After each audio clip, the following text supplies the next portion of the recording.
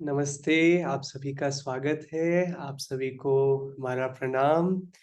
आज जैसे कि हम जानते हैं स्वामी क्रियानंदा जी का शिष्यत्व दिवस है। आज के दिन स्वामी क्रियानंदा जी परमहंस उनकी तस्वीर ऑल्दो मेरे बैकड्रॉप में नहीं है, लेकिन यहाँ पे आप देख सकते हैं उनकी तस्वीर।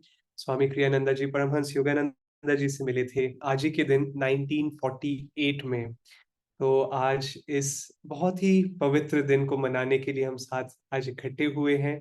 क्यों ना हम एक भजन, एक प्रार्थना के साथ शुरू करें और उसके बाद में हम आज का जो सेशन है उसको उसके बारे में और बात करेंगे कि क्या करने वाले हैं, क्या प्रोग्राम है। तो आइए सबसे पहले सीधे बैठ जाइए, आंखें बंद, अपनी ऊर्जा को केंद्रित करें और आइए प्रार्थना करते हैं साथ में। हे परम पिता, दिव्य माँ, मित्र, प्रियतम ईश्वर, क्रिया योग के सभी गुरुजनों, जीसस क्राइस्ट, बाबा जी कृष्ण, लहरी महाशय, स्वामी श्री युक्तेश्वर जी, परमहंस योगानंदा जी, मित्र और मार्गदर्शक स्वामी क्रियानंदा जी और सभी धर्मों के महान संत, हम आप सभी को पूरी भक्ति और विनम्रता के साथ नमन करते हैं। प्रिय स्वामी जी, हमें आशीर्वाद दें कि हम आपकी तरह एक आदर्श शिष्य बन सकें और आपकी तरह अपने जीवन को इन शिक्षाओं में ढाल सकें और उनमें गहरा जा सकें। हमारा मार्गदर्शन करें। ओम शांति शांति शांति।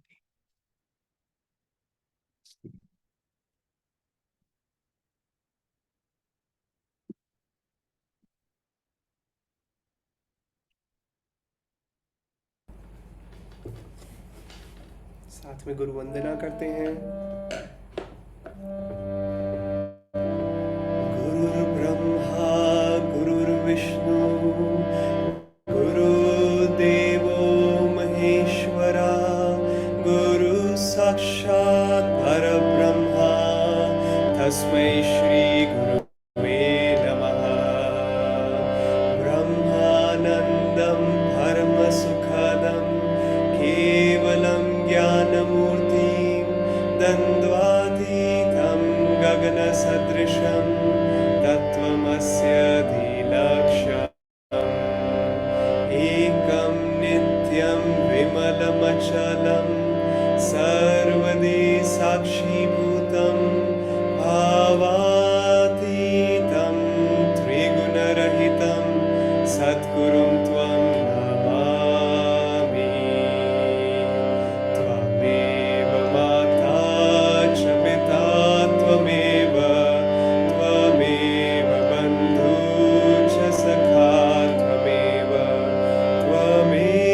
विद्या द्रविणं त्वमेव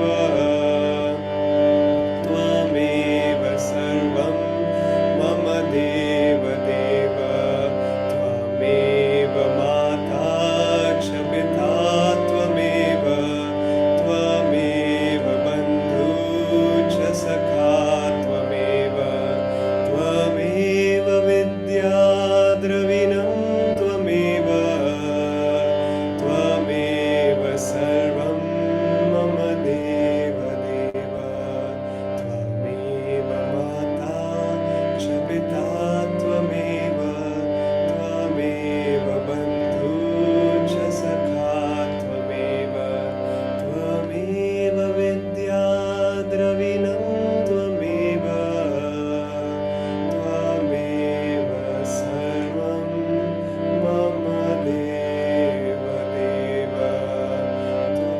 त्वमेव सर्वं मम देवदेव।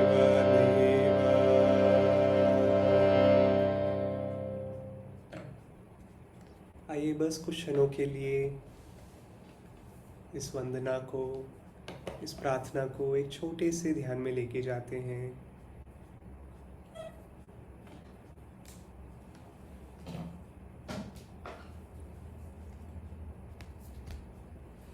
अपनी ऊर्जा को अपने भीतर केंद्रित करते हुए, अपना ध्यान अपनी श्वास पर लाते हुए दोहरा श्वास लें, पूरे शरीर को कसें, दोहरा श्वास छोड़ें, शरीर को रिलैक्स करें। 2 और बार।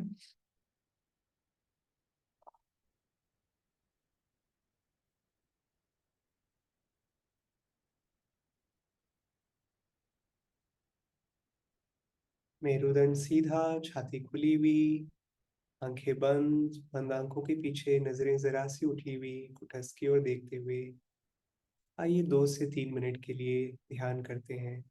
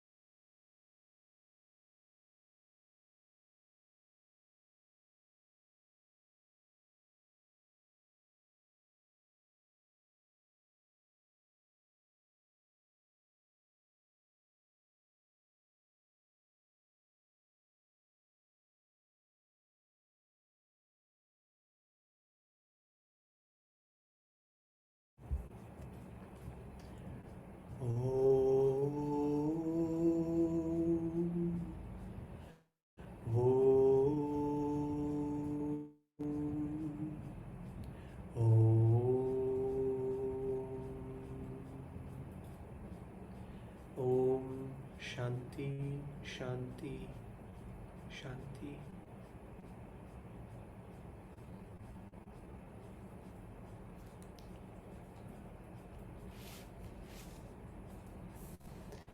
ओके, आप सभी का फिर से स्वागत है हमारे आज के इस सत्संग में। यदि मैं आपसे पहली बार मिल रहा हूँ तो मेरा नाम ब्रह्मचारी वासुदेव है। मैं चंडीगढ़ में रहता हूँ। हमारे कई और जो हमारी मॉनेस्ट्री है, हम सारे ब्रह्मचारीज़ यहाँ पे रहते हैं, विनीत जी, रम तो मैं अभी चंडीगढ़ से ये सत्संग में शेयर कर रहा हूँ। और आज हम स्वामी क्रियानंदा जी का शिष्यत्व दिवस जो है मना रहे हैं। और मैं कुछ चीज़ें इस किताब से पढ़ूँगा, एक नया पथ। एंड लेकिन उससे पहले मैं शेयर करना चाहता हूँ कि आज का फ्लो कैसा रहेगा। मैं शुरुआत में कोशिश करूँगा 10 से 15 मिनट के लिए कुछ इंस्पिरेशनल स्टोरीज स्वामी जी के जीवन से, खासकर योगानंदा जी के साथ जो उन्होंने समय बिताया था उसके बारे में बात करने के लिए। और उसके बाद में मैं चाहूँगा कि उस प्रेरणा को क्यों ना हम एक साधना में लेके जाएं, वैसे एक मेडिटेशन में लेके जाएं, may be about half an hour के लिए।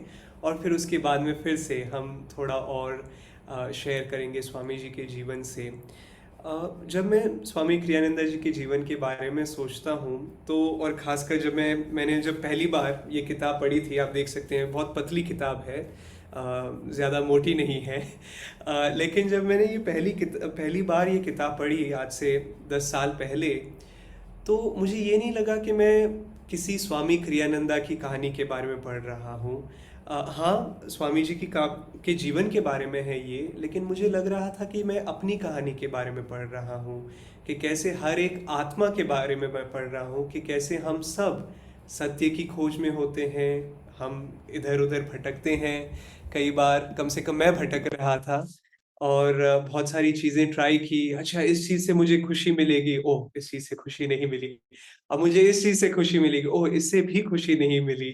और हम सब, मुझे लगता है अधिकतर लोग बहुत सारी चीज़ें ट्राई करते हैं, और अक्सर ट्राई करने के बाद में पता चलता है कि ओके, जैसे योगानंदा जी कहते थे कि माया हमेशा एक चीज़ में हमेशा कंसिस्टेंट रहती है, कि वो हमेशा अपने वादे तोड़ती है। हमेशा वो वादे करती है, कोई भी चीज़, अच्छा मैं तुम्हें ये दूँगी, इस चीज़ से तुम्हें खुशी मिलेगी, और फिर वो उस वादे को तोड़ देती है। और इस चीज़ को लेके माया हमेशा कंसिस्टेंट रहती है।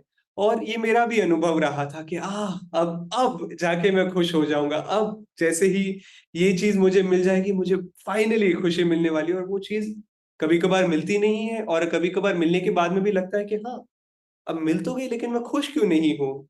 हर चीज़ जो होनी चाहिए वो है, लेकिन मैं खुश क्यों नहीं हूँ? एंड इंटरेस्टिंगली स्वामी जी का जीवन भी ऐसा ही था। उनके स्वामी जी कहते हैं उनके जो माता-पिता थे वो बहुत ही हार्मोनियस थे। इनफैक्ट स्वामी जी ने कहा था, उन्होंने हार्डली शायद एक बार अपने मॉम डैड के बीच में एक थोड़ी नोक-झोंक देखी होगी। उसके अलावा वो हमेशा बहुत ही यू नो शांत वातावरण था। उनके जो फादर थे वो वेल टू डू थे, वो वाइस प्रेसिडेंट थे एक बड़ी कंपनी में। तो स्वामी जी भी बहुत वेल टू डू थे एज़ अ रिज़ल्ट, जब वो उनकी परवरिश हो रही थी। और बाय द वे, मैं थोड़ा-सा साइड ट्रैक करने वाला हूँ। स्वामी जी कहते हैं कि बेसिकली जब उनके माता-पिता का विवाह हुआ था, तब उनके पिता ने डिसाइड कर लिया था कि जो हर हर कोई मेजर डिसीजन होने वाला है, मुझे अब क्लियरली ये कहानी याद नहीं आ रही है, लेकिन हर जो मेजर डिसीजन होने वाला है, या इन चीजों के बारे में डिसीजन तुम्हारी माँ लेने वाली है, और बाकी ये जो छोटे-मोटे डिसीजंस है वो मैं लेने वाला हूँ। और इसीलिए हमारी कोई भी बहस नहीं हुई उसके बाद में। बट एनीवे, स्वामी जी हास्य के साथ शेयर करते हैं, मैं आपको एनकरेज करूंगा कि इस किताब को एक्चुअल में पढ़ें। इनफैक्ट मैं कुछ गुरु भाइयों को देख रहा हूँ, और हम लोग पूना में थे 3 हफ्ते पहले या 2 हफ्ते पहले, और हमने एक मूवी देखी थी। उस मूवी का नाम है द आंसर। अगर मैं हिंदी में उसका अनुवाद करूँ तो उत्तर। कि कैसे स्वामी जी के कई प्रश्नों का उत्तर उन्हें मिला योगानंदा जी से मिलने के बाद में। और वो भी एक चीज़ है जो मैं आपको एनकरेज करूँगा, आप गूगल कर सकते हैं, वो कई स्ट्रीमिंग प्लेटफ़ॉर्म्स में अवेलेबल है। मूवी का नाम है द आंसर। और आप answer, by the way 2 movies हैं।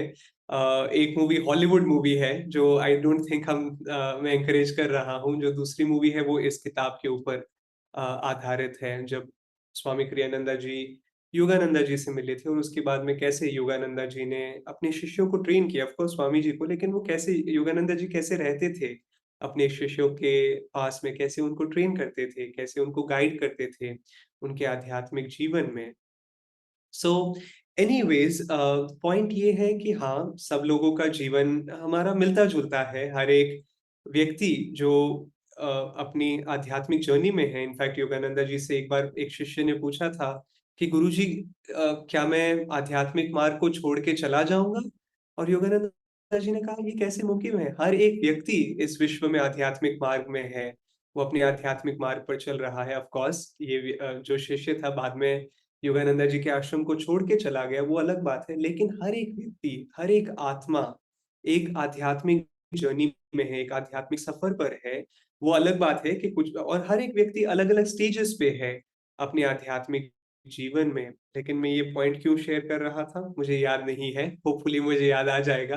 बट पॉइंट ये है कि हर एक व्यक्ति इस बुक से रिलेट कर सकता है। हमें ये सोचने की जरूरत नहीं है कि ओ मेरा अनुभव ऐसा नहीं है, वैसा नहीं। एटलीस्ट मेरा अनुभव ये था जब मैंने ये किताब पढ़ी। और वैसे ही ये पहला, मैं इस किताब का एकदम पहला सेंटेंस पढ़ना चाहता हूँ, क्योंकि योगानंदा जी और स्वामी क्रियानंदा जी दोनों के लिए शिष्यत्व जो था उनके लिए बहुत महत्वपूर्ण था। योगानंदा जी ने अपनी ऑटोबायोग्राफी ऑफ ए योगी अगर आप पढ़ेंगे तो सबसे पहली लाइन वो गुरु शिष्य के संबंध के बारे में लिखते हैं। अगर आप ऑटोबायोग्राफी ऑफ ए योगी खोलेंगे और पहले चैप्टर में पहली लाइन पढ़ेंगे तो, और उसी प्रकार इसमें पहले पैराग्राफ में स्वामी क्रियानंदा जी किसके बारे में लिखते हैं? अपने गुरु के बारे में लिखते हैं। तो क्यों ना मैं ये कुछ शब्द पढ़ूं मैं, और फिर उसके बाद में बारे में हम थोड़ी और बात कर सकते हैं। स्वामी जी लिखते हैं, कई बार अवसर आते हैं जब एक व्यक्ति जो भले ही स्वयं में महान न हो, उसका सामना किसी असाधारण व्यक्ति या घटना से होता है जो उसके जीवन को महान अर्थ से भर देता है। मैं इस फर्स्ट लाइन को वापस, फर्स्ट सेंटेंस को वापस दोहराना चाहता हूँ। कई बार अवसर आते हैं जब एक व्यक्ति जो भले ही स्वयं में महान न हो, उसका सामना किसी असाधारण व्यक्ति या घटना से होता है जो उसके जीवन को महान अर्थ से भर देता है। मेरा अपना जीवन इसी प्रकार के एक असाधारण मिलन से 60 से भी अधिक वर्ष पूर्व 1948 में धन्य हुआ था। ठीक यहाँ ही संपूर्ण विश्व में दक्षता की हलचल, भौतिक प्रगतिशीलता और व्यावहारिक जानकारी में सर्वोपरि अमेरिका में मैं एक महान ईश्वर को जानने वाले गुरु से मिला, जिनकी नित्य दृष्टि शाश्वतता की थी। उनका नाम परमहंस योगानंदा था। वे भारत से थे, लेकिन ये कहना अधिक सच होगा कि वो संपूर्ण विश्व ही उनका घर था। इतनी खूबसूरती से स्वामी जी वो पहली लाइन लिखते हैं कि हाँ, हकीकत में देखा जाए तो हम सब साधारण व्यक्ति ही है। ऐसा नहीं है कि हमें बहुत कुछ टैलेंट है, और जो भी टैलेंट है वो भी ईश्वर का ही दिया गया है। ऐसा नहीं है कि मैं बहुत स्पेशल हूँ। लेकिन हमारे जीवन को विशेष क्या बनाता है, क्या असाधारण बनाता है, क्या स्पेशल बनाता है हमारे जीवन में? ऐसी असाधारण घटना या एक संत की उपस्थिति, एक गुरु की उपस्थिति हमारे जीवन में। और ऑफ कोर्स मैं एक बहुत ही वाइड ऑडियंस को एड्रेस कर रहा हूँ आज। जिनके वीडियोस ऑन है, मैं देख रहा हूँ अधिकतर लोग आप इस मार्ग से जुड़े हुए हैं, और आप में से कई लोग क्रिया दीक्षा भी ले चुके हैं। लेकिन शायद मैं कुछ लोगों से बात कर रहा हूँ जो शायद इस मार्ग से जुड़े हुए नहीं हैं, या शायद ये उनका मार्ग नहीं है। लेकिन पॉइंट ये है कि हर एक व्यक्ति के लिए अपने गुरु के साथ वो जो संपर्क होता है, जो गुरु शिष्य का जो संपर्क होता है, हर एक आत्मा के लिए वो एक बहुत ही महत्वपूर्ण रिश्ता है। क्योंकि हमारे माता पिता हर जन्म में बदलते होंगे, हमारे भाई बहन बदलते हैं, हमारे रिश्ते बदलते हैं, लेकिन जो गुरु की उपस्थिति है वो जन्म के बाद जन्म के बाद जन्म के बाद हर जन्म में वो रिश्ता बना रहता है। इनफैक्ट योगानंदा जी ने एक शिष्य को कहा था, अपने शिष्य को, कि मेरी नजर तुमसे चूक गई थी बीच में, मतलब कुछ जन्मों पहले की बात कर रहे होंगे, लेकिन अब मैं अपनी नजर तुमसे नहीं हटाऊंगा। Now I lost sight of you, but now I never lose sight of you. मैं एग्जैक्ट वर्ड्स नहीं बोल रहा हूँ। और बीच बीच में ये शिष्य कहता था, याद दिलाता था योगानंदा जी को कि योगानंदा जी, आपकी नजर उठनी नहीं चाहिए मेरे ऊपर से। आप हमेशा मेरे पे अपना ध्यान रखिएगा। और योगानंदा जी ने कहा, हाँ हाँ, बिल्कुल बिल्कुल। लेकिन सोचने की बात यहाँ पर ये आती है, क्या योगानंदा जी या कोई भी महान संत या गुरु जिनकी चेतना असीम चेतना से जुड़ी हुई है, अनंत चेतना से जुड़ी हुई है, क्या उनकी नजर उठ सकती है किसी भी चीज से? वेल, हकीकत कई बार ये होता है कि शिष्य की नजर उठ जाती है गुरु के ऊपर से। वो कहता है, ओ मैं कोई और चीज ट्राई करना चाहता हूँ, मैं कुछ और देखना चाहता हूँ। ये अध्यात्म एक कुछ हद तक ठीक है, लेकिन बाकी चीजें भी बहुत जरूरी है। लेकिन योगानंदा जी ने दिखाया, स्वामी क्रियानंदा जी ने दिखाया कि हर एक चीज को आध्यात्मिक बनाया जा सकता है। इनफैक्ट योगानंदा जी ने स्वामी क्रियानंदा जी को कहा था कि तुम्हारे जीवन का कार्य होगा लेक्चरिंग, राइटिंग एंड एडिटिंग। मतलब लेक्चर देना, इन शिक्षाओं को शेयर करना, किताबें लिखना और एडिट करना। और स्वामी जी थोड़ा आश्चर्यचकित हुए, बिकॉज योगानंदा जी ने कई सारी किताबें लिख के रखी थी उस समय तक। तो स्वामी जी ने योगानंदा जी से पूछा कि गुरुजी, क्या हर चीज जो लिखी जानी चाहिए, या क्या ये हकीकत नहीं है कि बहुत सारी चीजें लिखी जा चुकी है ऑलरेडी और किताबों की जरूरत भी है या नहीं? वो बेसिकली पूछ रहे थे उनसे। और योगानंदा जी ने कहा, डोंट से दैट, ऐसा मत कहो, much more needs to be done, और भी बहुत कुछ करने के लिए बाकी है। और फिर कई बार, बार बार योगानंदा जी स्वामी क्रियानंदा को याद दिलाते, you have a great work to do. कि तुम्हारे वो बेसिकली एक जिम्मेदारी के रूप में उन्हें कहते थे कि तुम्हारे ऊपर ये जिम्मेदारी है कि तुम एक बहुत महान कार्य, बड़ा कार्य करने वाले हो। और वो गुरु की सेवा में था उनका कार्य।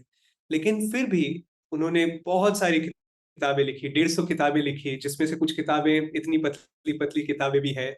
उन्होंने 400 संगीत के टुकड़े लिखे। उन्होंने हजारों लेक्चर्स दिए। और हजारों लेक्चर्स देने के बाद भी कुछ लेक्चर्स में वो कहते थे कि ये सब कुछ नहीं है अपने आप में। और उन्होंने क्या कहा, उनसे एक बार पूछा गया था कि लोग कैसे, अगर हम आपको याद करें तो कैसे याद करें? और उन्होंने कहा कि मैं चाहता हूं कि लोग मुझे एक आदर्श शिष्य के रूप में याद रखें। ये नहीं कि मैंने ये किया, वो किया, ऐसा किया, वैसा किया, नहीं। मुझे एक आदर्श शिष्य के रूप में याद रखें।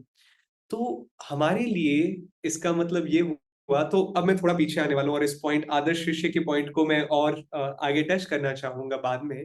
लेकिन मैं एक कहानी से दूसरी कहानी, दूसरी कहानी से तीसरी कहानी में चला गया। लेकिन थोड़ा पीछे आते हैं कि स्वामी जी ने 150 किताबें लिखी। और उन 150 किताबों में उन्होंने अलग अलग तरीकों से दिखाया कि कैसे हम ईश्वरीय चेतना, ईश्वर की महान चेतना को हर एक जीवन के पहलू में लेके आ सकते हैं। उन्होंने रिश्तों के बारे में किताबें लिखी। उन्होंने मैरिज के बारे में, विवाह के बारे में किताब लिखी कि कैसे विवाह के माध्यम से भी हम अपनी चेतना को विस्तार कर सकते हैं। क्योंकि आज से 200, 300, 400, 500 साल पहले ये हकीकत थी कि अच्छा, हम आध्यात्मिक बनना चाहते हैं, अच्छा हम आध्यात्मिक मार्ग में आगे बढ़ना चाहते हैं, चलो सब कुछ छोड़ो, हिमालय के पर्वत पे चलते हैं। लेकिन स्वामी जी ने दिखाया, योगानंदा जी की शिक्षाओं के माध्यम से, कि अब समय आ गया है कि हम इन शिक्षाओं को अपने दैनिक जीवन में अप्लाई कर सकते हैं। इनफैक्ट योगानंदा जी के जो मोस्ट एडवांस डिसाइपल थे, राजर्षि जानकानंद, वो एक गृहस्थ थे, वो एक बिजनेसमैन थे। और इनफैक्ट योगानंदा जी, सॉरी, स्वामी क्रियानंदा जी ने किताबें लिखी जहां पे उन्होंने दिखाया कि कैसे हम अपने बिजनेस में सक्सेसफुल रह सकते हैं, लेकिन योगिक सिद्धांतों के साथ में। उन्होंने एक किताब लिखी, उसका नाम है आर्ट ऑफ सपोर्टिव लीडरशिप, कि कैसे एक व्यक्ति एक लीडर रह सकता है। और लीडर का मतलब मैं वो पॉलिटिशियन वाला लीडर नहीं बात कर रहा हूँ, लेकिन हम सब पे जिम्मेदारियां आती है। एक लीडर कौन है जिसके ऊपर जिम्मेदारियां हैं? और यहाँ पे मैं देख रहा हूँ हर एक के जीवन में जिम्मेदारियां हैं, अपने चाहे बच्चों के प्रति, अपने माँ बाप के प्रति, या अन्य लोगों के प्रति। तो कैसे हम एक सपोर्टिव लीडर बन सकते हैं? फिर स्वामी क्रियानंदा जी ने एक और किताब लिखी जिसका नाम है material success through yoga principles. मैं आपको डराना नहीं चाहता, लेकिन वो किताब इससे भी थोड़ी मोटी है। वो दो किताबें हैं, दो किताबों का हिस्सा है, दो वॉल्यूम्स में है। तो उन्होंने उसमें दिखाया कि हम भौतिक रूप से, अगर हम बेसिकली अगर हम सक्सेसफुल रहना चाहते हैं इस जगत में, गलत नहीं है अगर, लेकिन अगर हम उसे सही धार्मिक तरीके से अपने व्यवसाय को करें, अपने जॉब को करें। तो ऐसे ही बहुत सारी किताबें स्वामी क्रियानंदा जी ने लिखी, बस ये चीज दिखाने के लिए कि जो ऊंची शिक्षाएं जो हमें योगानंदा जी के द्वारा मिली है, वो हर एक व्यक्ति के लिए है। वो सिर्फ उन लोगों के लिए नहीं है जो सब कुछ छोड़ छाड़ के पहाड़ों में जा सके, लेकिन वो मेरे लिए है, वो आपके लिए है, वो हर एक व्यक्ति के लिए है जो ईश्वर को प्राप्त करना चाहता है, जिसकी इच्छा है कि वो ईश्वर को अनुभव कर सके अपने जीवन में, ईश्वर के आनंद के रूप में, उनके प्रेम के रूप में, उनकी शांति के रूप में, या कई अलग स्वरूप जो योगानंदा जी ने बात की थी उसके बारे में, उनके बारे में। अब थोड़ा और पीछे आते हैं जिस कहानी के बारे में मैं बात कर रहा था कि योगानंदा जी कह रहे थे कि इस शिष्य को जहाँ कह रहे थे कि यू नो कि हर एक व्यक्ति आध्यात्मिक मार्ग पर है, और ये हमें याद रखना चाहिए कि हम आज भी जिस भी स्तर पर हैं, जहां भी हम खड़े हैं, इसमें से बहुत बड़ा योगदान इसीलिए है क्योंकि ईश्वर और गुरु की उपस्थिति हमें इस तरह खींच के लेके आई है। और उसी तरह हम में से कई लोगों ने ऑटोबायोग्राफी ऑफ अ योगी पढ़ी थी, और कई बार ऑटोबायोग्राफी ऑफ अ योगी ऐसा नहीं होता है कि हम चला के जाके लेके आते हैं। कई बार ऐसे होता है कि हम उस किताब को कोई गिफ्ट दे देता है हमें, या बार बार वो किताब हमारे सामने आ रही होती है और हम कहते हैं कि ये विचित्र सी तस्वीर किसकी है, ये बहुत जाने पहचाने से लग रहे हैं। या कभी कभार महाअवतार बाबा जी के बारे में सुनते हैं और हम आकर्षित होते हैं। और ऐसे ही स्वामी क्रियानंदा जी का भी अनुभव था कि स्वामी क्रियानंदा जी सत्य की खोज में थे, और वो एक बुक स्टोर में गए न्यूयॉर्क में। इंटरेस्टिंगली स्वामी क्रियानंदा जी उसी दिन उन्होंने अपनी माता जी को एक शिप पे चढ़ाया था, क्योंकि उनकी माता अपने स्वामी जी के पिता को मिलने के लिए इजिप्ट जाने वाली थी, इफ आई एम करेक्ट। तो उन्होंने अपनी माता जी को बोट पे चढ़ाया और वो वापस आ रहे थे, न्यूयॉर्क में थे स्वामी जी। और उन्होंने सोचा कि रास्ते में आते हुए बुक स्टोर में जाते हैं वो। तो बुक स्टोर में वो गए, उन्होंने बहुत सारी किताबें देखी, और उनमें से एक किताब ऑटोबायोग्राफी ऑफ अ योगी उनके सामने आई। और उस किताब को उन्होंने देखा, वो बहुत आकर्षित हुए इस किताब को लेकर। और वो तस्वीर उन्हें खींच रही थी, योगानंदा जी की तस्वीर। उन्होंने इस किताब को खोला, और अगर आपने ऑटोबायोग्राफी ऑफ अ योगी पढ़ी है तो उस किताब की शुरुआत में योगानंदा जी लिखते हैं, dedicated to an American saint Luther Burbank. एक अमेरिकी संत को ये समर्पित कर रहा हूँ, लूथर बर्बैंक को। और ये जो आकर्षण था स्वामी जी का, वो एक पल में खत्म हो गया। उन्होंने बोला, अमेरिकी संत अमेरिका में, इस भौतिक सी देश में, इस देश में जहां मोह माया में लोग पैसे के पीछे भाग रहे हैं, यहाँ पे एक संत भी हो सकता है। हाँ, ये किताब कोई काम की नहीं। और उन्होंने किताब रखी, बंद करके वो चले गए। और वो बाहर जाने लगे, और वो दुकान से बाहर भी निकल गए, और वो बाहर रोड पे टहलने लगे। और स्वामी जी महसूस कर रहे थे कि खिंचाव हो रहा है, वो किताब उन्हें खींच रही है, वो वाइब्रेशन उन्हें खींच रही है।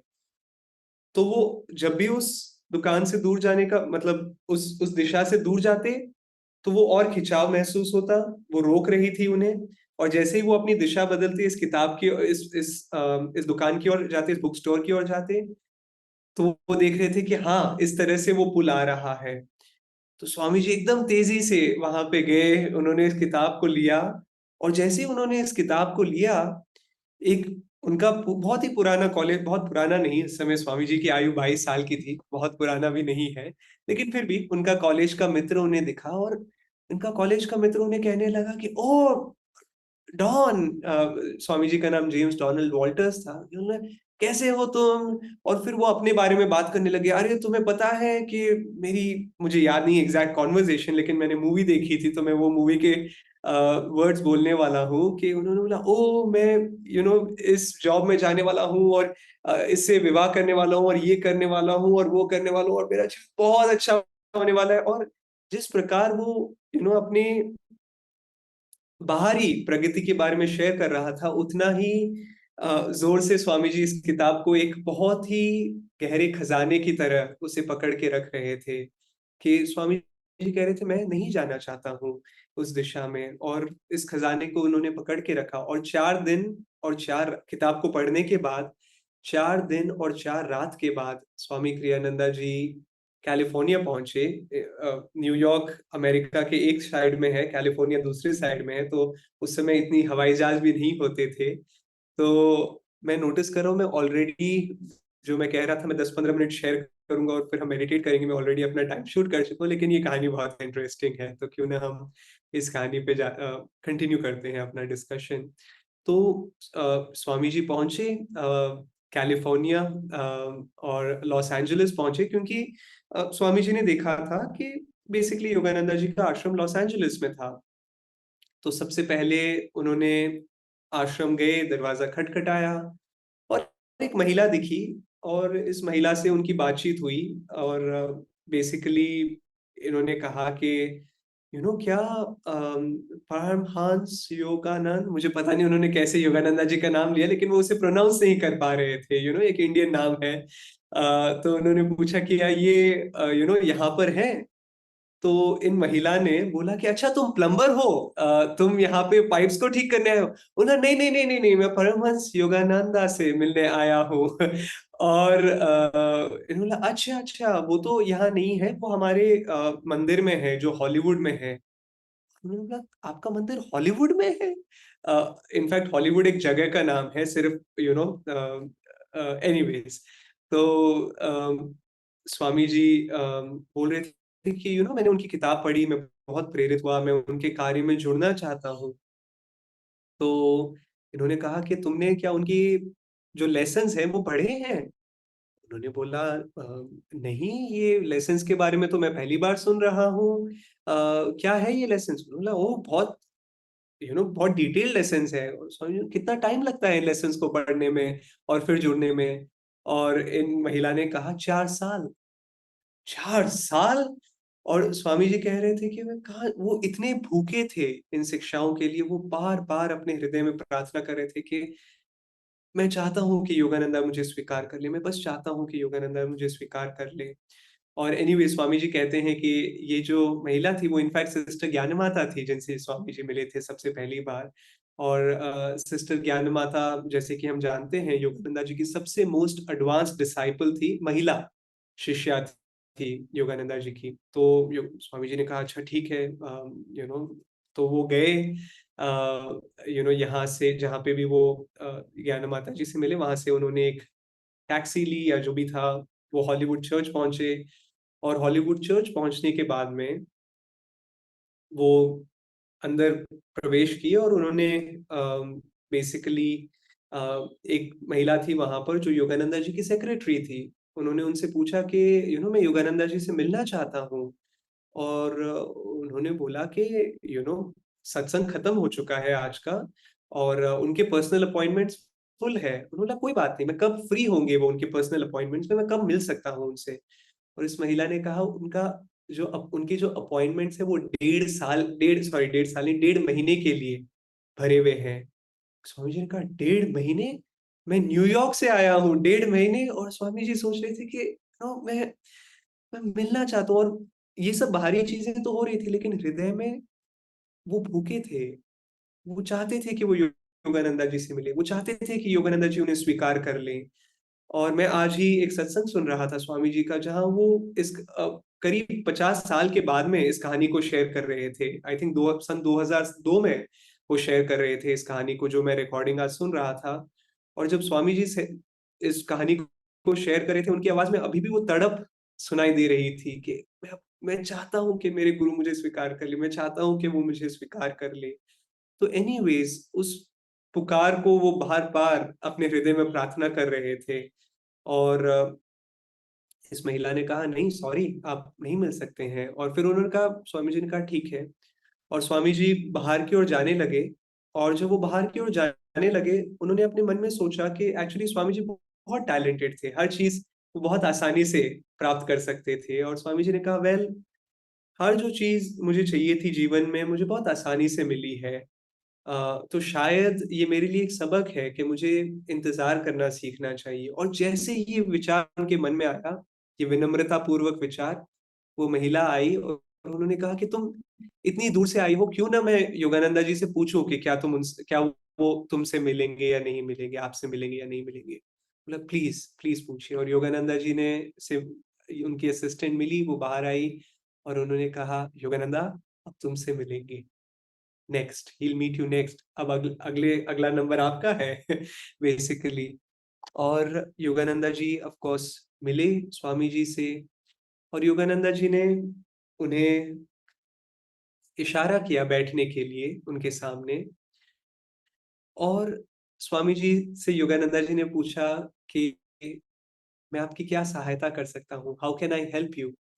एंड इनफैक्ट उस दिन दो और लोगों ने ये प्रश्न उनसे पूछा था। सबसे पहले सिस्टर ज्ञान माता ने, जब उन्होंने दरवाजा खोला, और दूसरा उनकी असिस्टेंट ने, और तीसरी बार योगानंदा जी ने पूछा, और स्वामी जी ने कहा, यू नो ये कितनी बार, तीसरी बार आज मुझसे ये प्रश्न पूछा जा रहा है, लेकिन अब मैं योगानंदा जी के सामने, और उन्होंने, उनके पहले शब्द योगानंदा जी से थे, I want to be your disciple, मैं आपका शिष्य बनना चाहता हूँ। और स्वामी जी के कहते हैं कि इससे पहले मैंने आज तक अपने जीवन में ये कभी नहीं सोचा था कि मैं ये शब्द किसी और व्यक्ति को कहूंगा। मैंने कभी ये नहीं सोचा था कि कोई और व्यक्ति मुझे गाइड कर सकता है, क्योंकि मुझे लगता था कि कोई और व्यक्ति कुछ जानते ही नहीं है, इस व्यक्ति, इस दुनिया में कोई और कुछ नहीं जानते हैं। लेकिन क्योंकि मैं जानता था कि योगानंदा जी मेरा मार्गदर्शन कर सकते हैं, तो मैंने ये शब्द उन्हें कहे, और ये अपने आप ही एक प्रकार से उनके हृदय से ये शब्द निकल गए कि मैं आपका शिष्य बनना चाहता हूँ। और हमें ये भी याद रखना चाहिए कि हमारे लिए ये शब्द बहुत सरल है। हम जब से बड़े हुए हैं, हर एक व्यक्ति स्क्रीन में गुरु, शिष्य, योग, क्रिया योग, हम ये शब्द, कर्म योग, क्या, ये सब शब्द हम हमेशा से सुनते आ रहे हैं।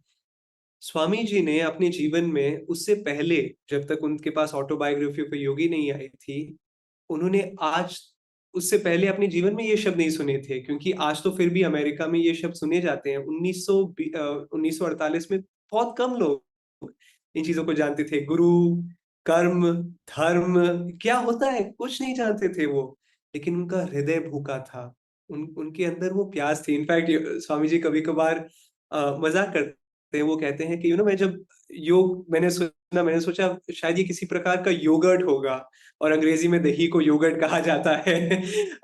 लेकिन बिल्कुल नॉलेज नहीं थी उन्हें इन शब्दों की, लेकिन आंतरिक रूप से वो बिल्कुल तैयार थे। इनफैक्ट हम सोच सकते हैं कि इतनी बड़ी जिम्मेदारी योगानंदा ने कैसे, एक, इनफैक्ट उसके बाद में स्वामी क्रियानंदा जी को बहुत ही 6-7 महीने के अंदर अंदर स्वामी जी ने उन्हें योगानंदा जी ने स्वामी जी को कहा कि तुम मेरे जगह पे, एक शिष्य के माध्यम से कहा कि मेरे जगह पे तुम ये क्लास दो, मेरे जगह पे ये क्रिया दीक्षा दो। और ऐसे कैसे, क्योंकि आंतरिक रूप से वो तैयार थे। और जब स्वामी क्रियानंदा जी वो 4 दिन और 4 रात जब वो सफर कर रहे थे, उनके मन में सिर्फ ये दो विचार थे, या बहुत सारे विचार थे, लेकिन ये दो विचार उनकी चेतना में प्रमुख थे कि ये शिक्षाएं, सबसे पहला विचार था कि मैं ईश्वर को प्राप्त करना चाहता हूँ, और दूसरा विचार ये था कि ये शिक्षाएं इतनी महत्वपूर्ण है, ये सब लोगों को पता होनी चाहिए, ये सब लोगों के पास होनी चाहिए।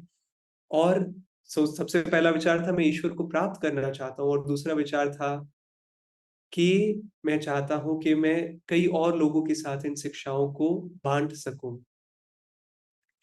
और ये उनका जीवन का पूरी समरी थी, अगर हम उनके जीवन को सिंपल में बताना चाहे, to find God and help others find God. हर एक चीज में उन्होंने ये प्रयास किया, लोगों को सबसे पहले खुद ईश्वर को प्राप्त करना चाहा, और उस जर्नी में दूसरे लोगों की मदद करनी चाहिए। और ये होता है एक सच्चे शिष्य का जीवन, एक आदर्श शिष्य का जीवन। अब स्वामी जी ने ये भी स्पष्ट किया था कि जो ये सत्संग में सुन रहा था, उन्होंने ये कहा कि ये मत देखो कि मेरा जीवन इस प्रकार था, इसका मतलब ये है कि आपका जीवन भी इस प्रकार होगा। लेकिन आपके जीवन में आपके गुरु क्या करवाना चाहते हैं आपसे, वो हमें वो करने के लिए तैयार होना चाहिए। अगर हम हमसे गुरु चाहते हैं कि मैं, इनफैक्ट योगानंदा जी का उदाहरण ले लेते हैं।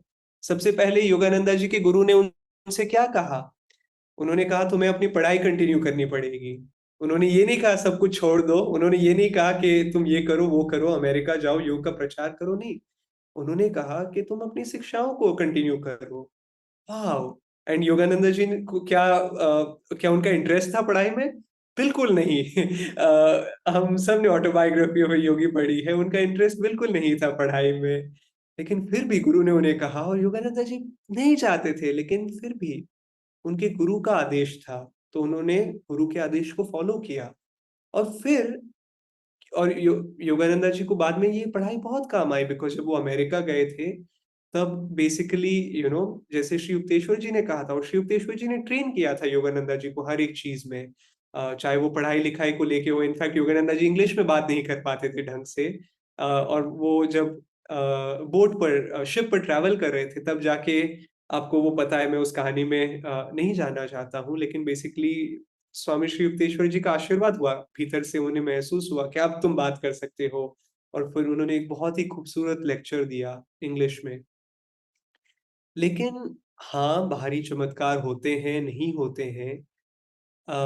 लेकिन सबसे महत्वपूर्ण एक शिष्य में यही है, जैसे स्वामी क्रियानंदा जी कह रहे थे, कि मैं एक आदर्श शिष्य बनना चाहता हूँ। एक आदर्श शिष्य के रूप में मैं चाहता हूँ कि लोग मुझे याद करें, बेसिकली ये उनकी हाइलाइट थी।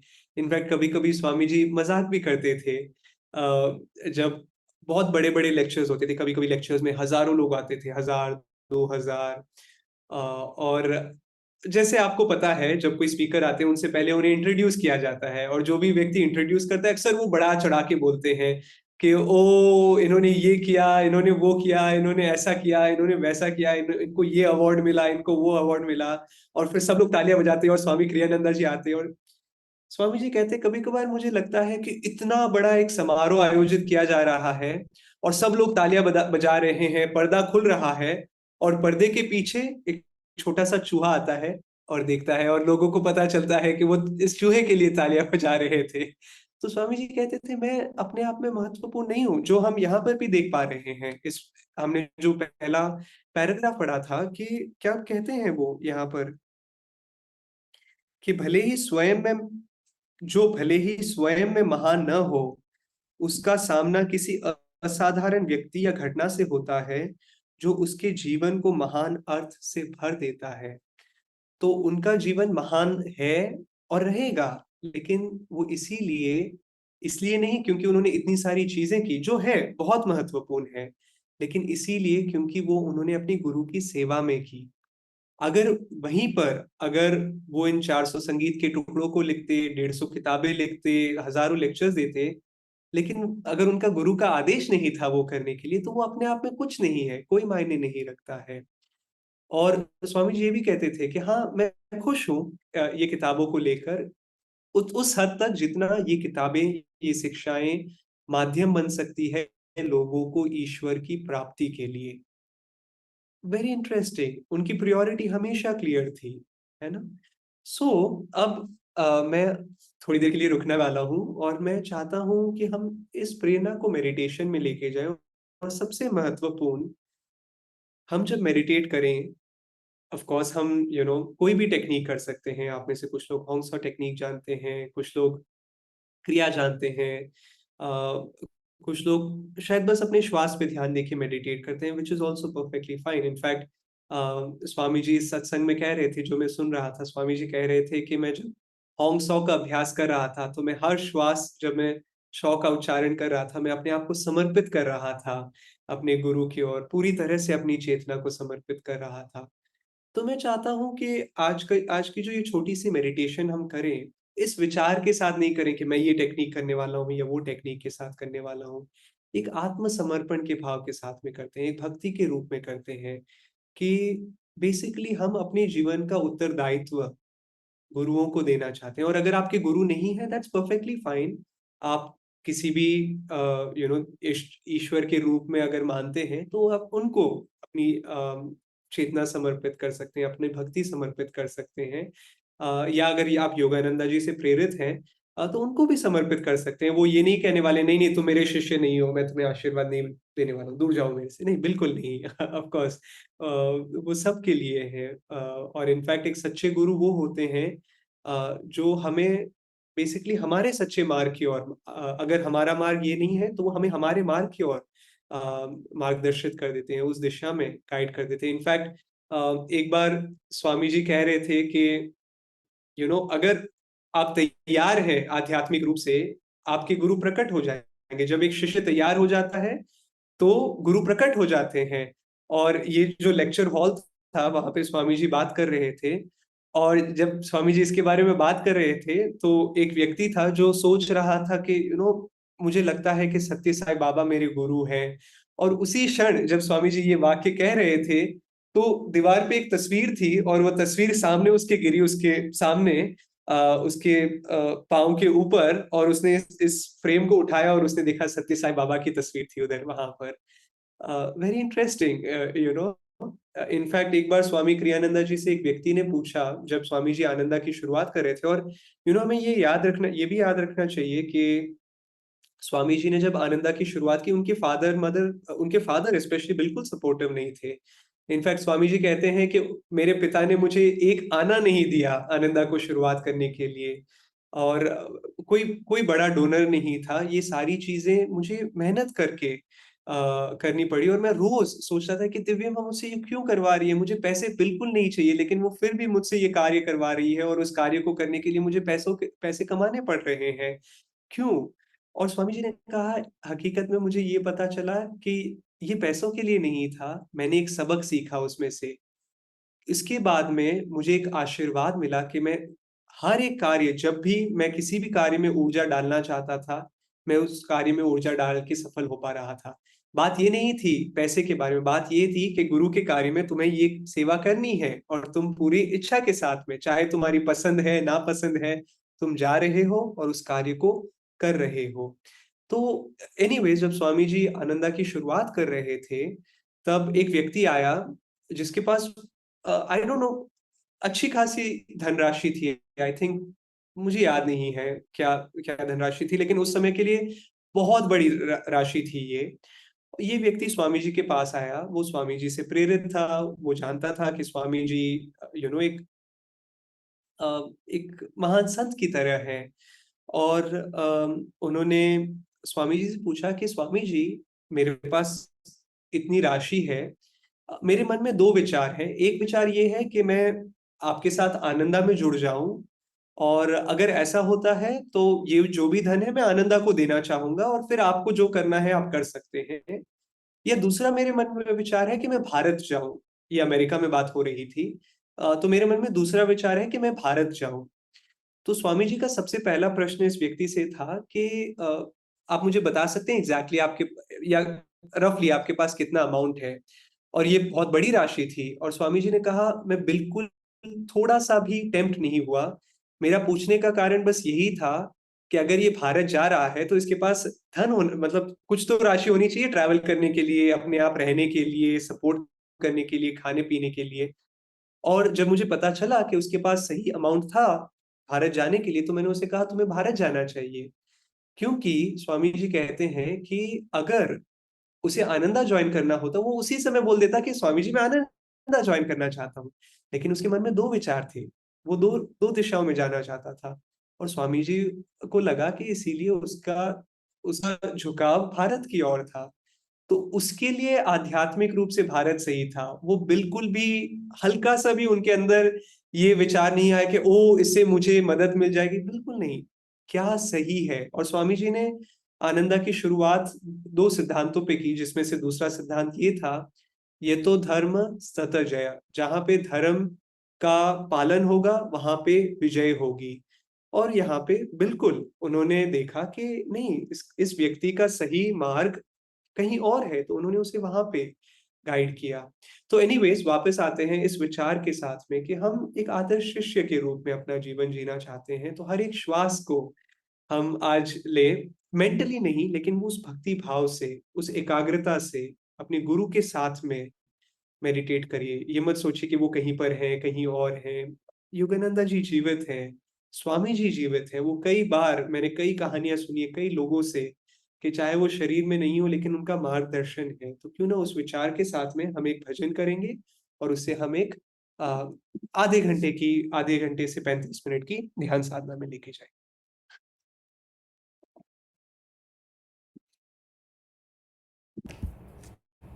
और अच्छे से पूरी भक्ति के साथ में इस भजन को गाते हैं।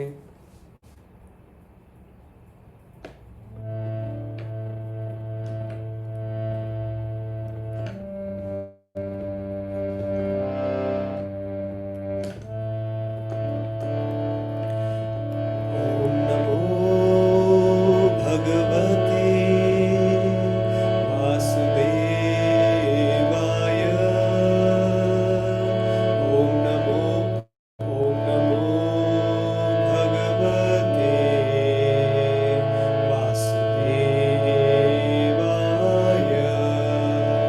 ओम नमो भगवते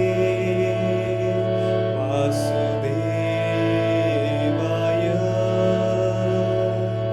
ओम नमो भगवते वासुदेवाय।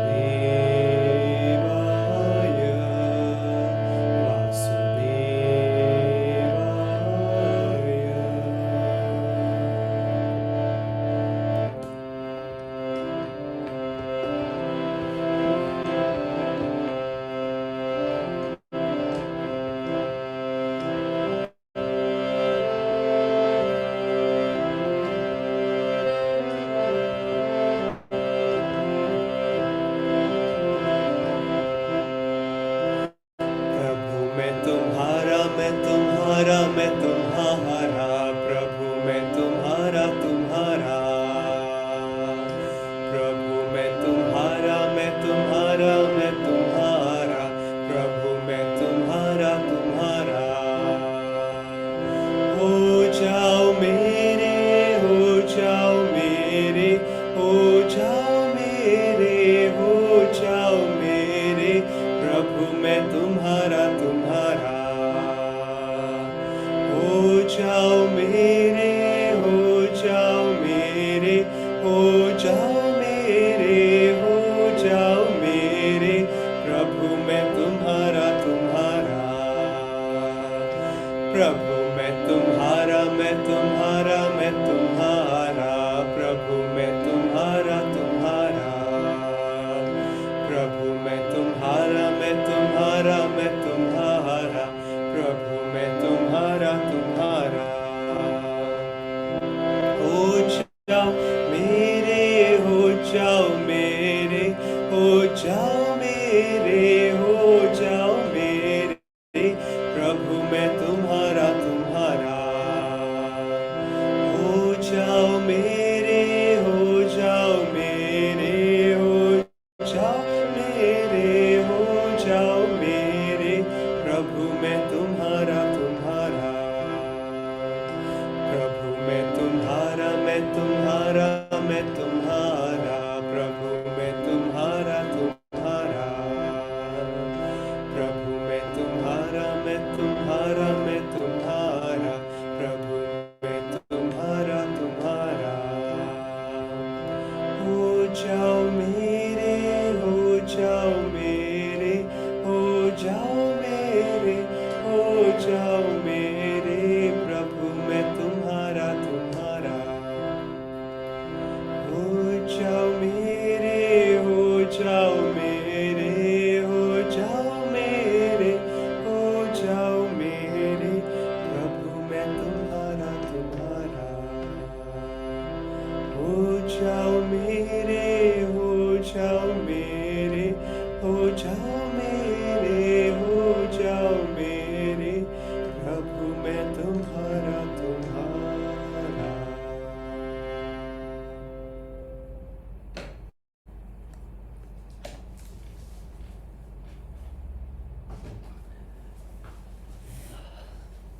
दोहरा श्वास लें, पूरे शरीर को कसें।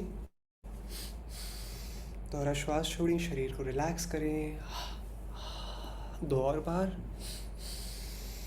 अच्छे से कसें, पूरे शरीर को ऊर्जा से भरें और दोहरा श्वास छोड़ते हुए रिलैक्स करें।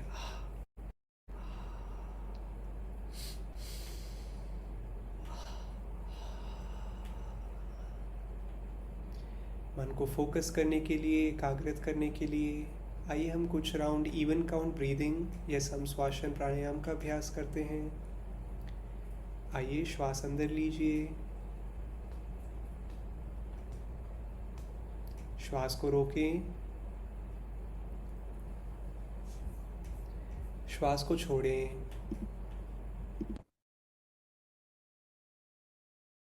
फिर से सांस अंदर, सांस को रोकें, सांस को छोड़ें।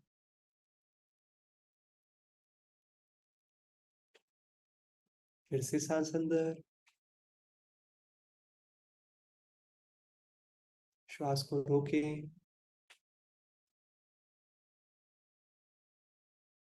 श्वास को छोड़ें।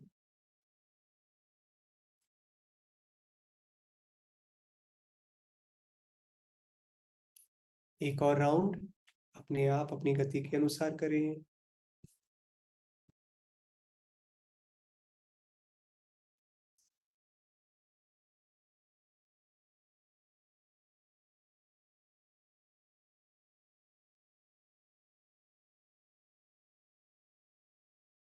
वही गहरा सांस अंदर लें और 3 बार मुंह के द्वारा श्वास छोड़ें।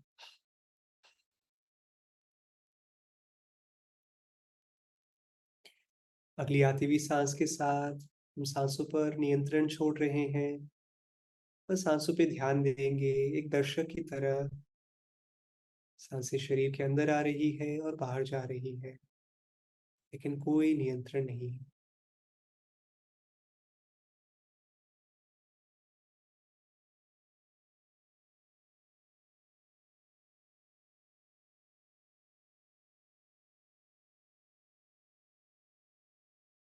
बंद आंखों के पीछे नजरें उठी हुई, कुटस्थ चैतन्य की ओर देखते हुए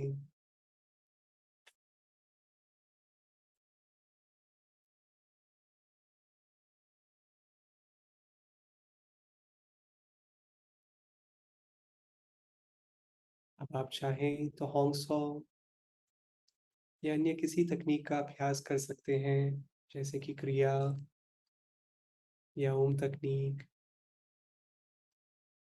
हम अगले अब करीब 25 मिनट और के लिए ध्यान करेंगे।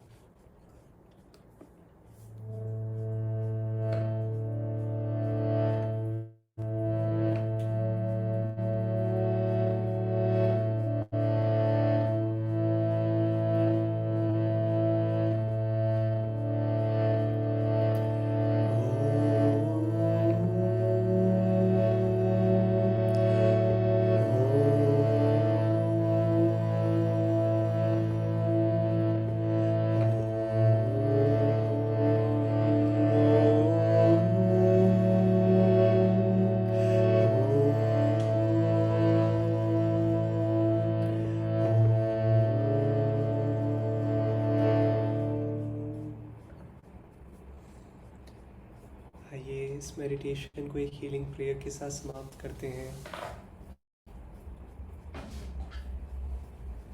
मन में उन सभी को लेके आइए आपके जीवन से जिन्हें हीलिंग प्रार्थनाओं की ज़रूरत है। शायद आपके कोई मित्र, परिवार में कोई, ये जान पहचान या ऑफिस के कोई कोलीग। देखिए कि दिव्य माँ उनकी सहायता कर रही है, उनका मार्गदर्शन कर रही है।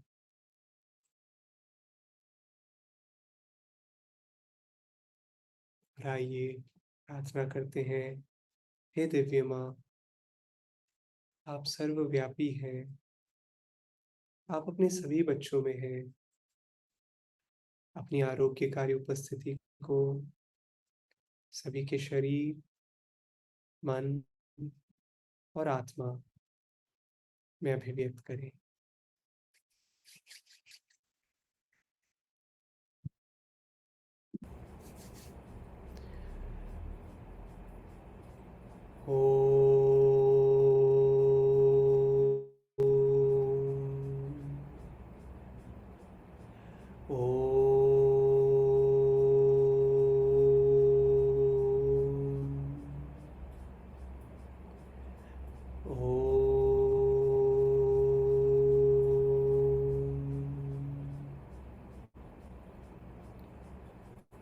ओम शांति शांति शांति।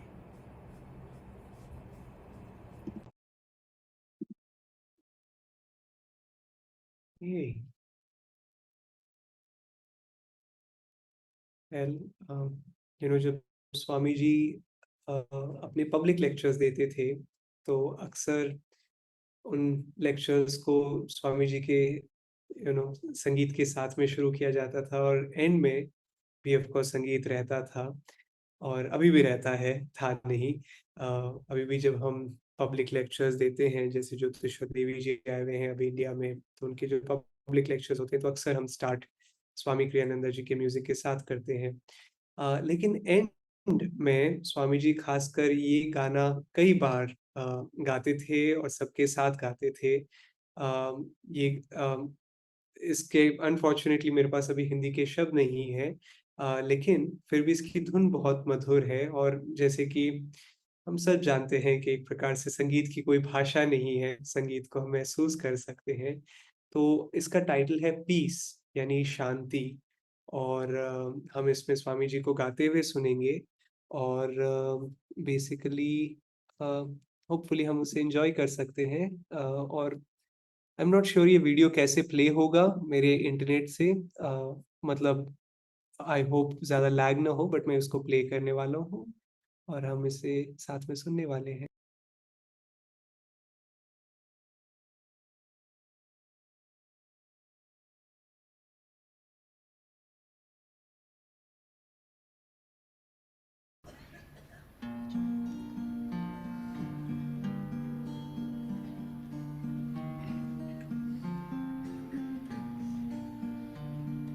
Peace gave us the mountains, peace gave us the sky.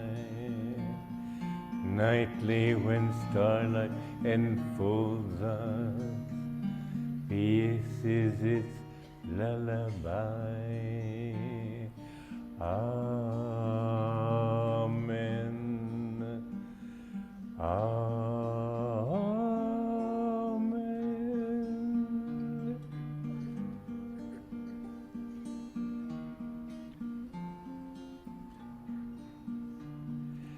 Peace gave us the morning, peace gave us the sun, bird songs that call us to welcome day and fresh labors begun. Amen. Amen.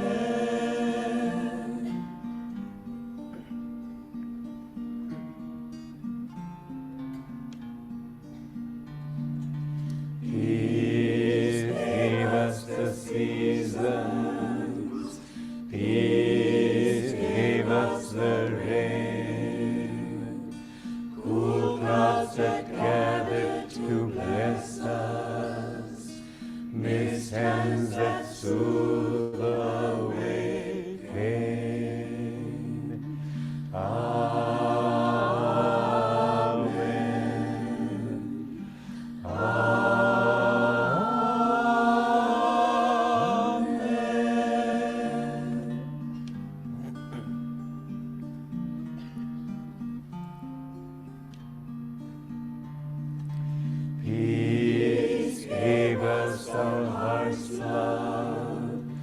Peace, give us our smiles. Breathe of thy presence within us. Light that all strife reconciles. Amen. Amen.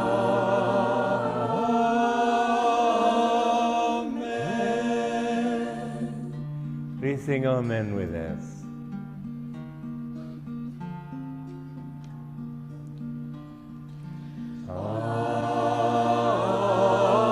Amen. Amen.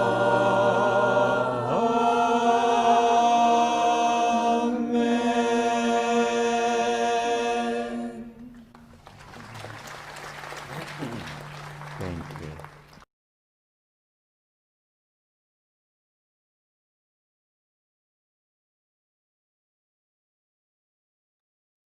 Okay, thank you आज के सत्संग में जुड़ने के लिए।